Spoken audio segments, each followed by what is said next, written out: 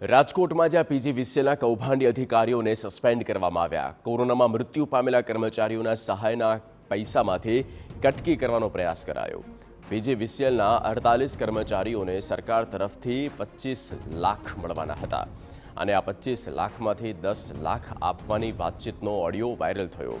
PGVCL corporate કચેરીના HR વિભાગ assistant secretary Rupesh Modi suspend, Dhrol ડિવિઝનના ડેપ્યુટી ઇજનેર કે.એન. મિયાત્રા પણ સસ્પેન્ડ।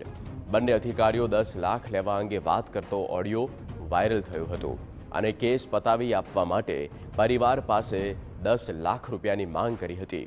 રૂપિયા માંગ્યા બાદ ન લીધા હોવાનો એચઆર મેનેજરે દાવો કર્યો છે। કોરોનામાં એના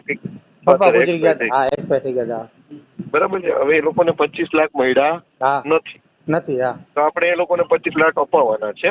બરોબર। એટલે મને એક લિંક મળી છે બહુ મોટી, એટલે બીજી વિસ્તારમાં આપણે કોઈ જાણ નથી કરી, બરાબર મળી। એટલે સાહેબ એની પાસે એ આપણને 10 નો ચેક આપે ને એના એકાઉન્ટમાં જમા થાય ને પછી એને આપણને કેશ આપી દેવાના।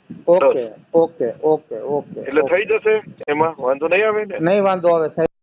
એનું એના ખાતામાં 25 લાખ છે ને વધીને મહિનામાં આવી જશે એની મમ્મીના ખાતામાં।